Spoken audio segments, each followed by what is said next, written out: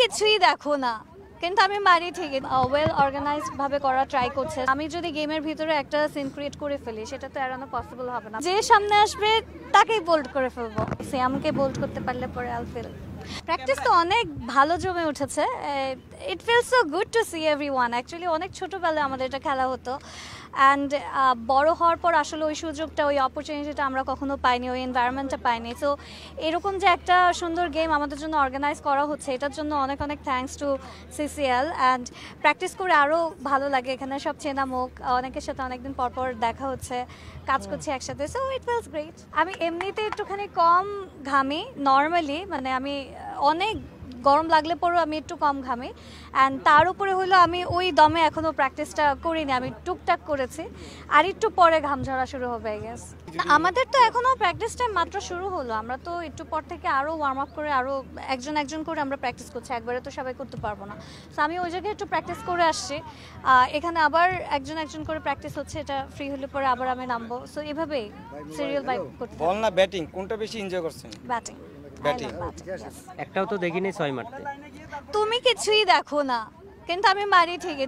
তুমি পিচি মানুষ, তুমি দেখতেও পারবো না এগুলো। না, আই জাস্ট এনজয় ইট।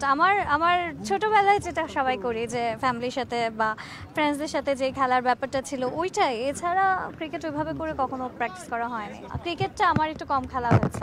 অনেক ভালো দেখছি এবার, কারণ it's the second time it's happening here. So আগের থেকে অনেকগুলো লেসন্স নেওয়া হয়েছে। আগে যে ভুলগুলো ছিল সেই থেকে অনেক কিছু শুধরিয়েছে। এবার অনেক বেশি ওয়েল অর্গানাইজডভাবে করা ট্রাই করছে। সো ইয়েস, যেহেতু প্রিভিয়াসলি আমাদের একটা ব্যাড এক্সপিরিয়েন্স কিছুটা হলেও আছে, ওই জিনিসগুলো এবার যেন না হয় এটা আমরা লেভেল বেস ট্রাই করে যাচ্ছি, অর্গানাইজার্সরা ট্রাই করে যাচ্ছে।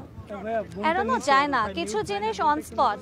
গেমসের ব্যাপারটা যেরকম ইটস টোটালি আর রিয়েলিটি শো। সো এখানে কিছু স্ক্রিপ্টেড না, এখানে কিছু রেকর্ডেড না। সো কিছু জিনিস তো আসলে এড়ানো মানে পসিবল না। এখন আমি যদি গেমের ভিতরে একটা সিন ক্রিয়েট করে ফেলি, সেটা তো এড়ানো পসিবল হবে না। বাট আগে থেকে আমাদেরকে রেকমেন্ডেশনস দেওয়া থাকে অনেক কিছু।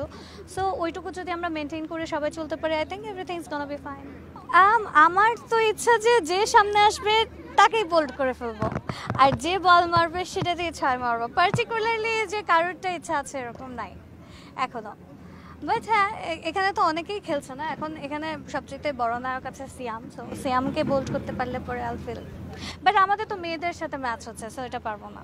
মেয়েদের ভিতরে অনেকেই ভালো খেলে। আমার বোন আছেন র্যাম্প মডেল তুলিকা এনজে। সো ও হইলো এখন পর্যন্ত বেস্ট প্লেয়ার।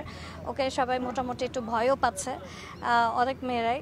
সো এখন ওর সাথে আসলে কেউ সামনাসামনিও করতে যাচ্ছে না। ওকে যদি আমি কখনো বোল করতে পারি, তাইলে আল ফিল দ্যাট হ্যাঁ I can actually play good. আর না হলে এরকম আমার মতোই সবাই।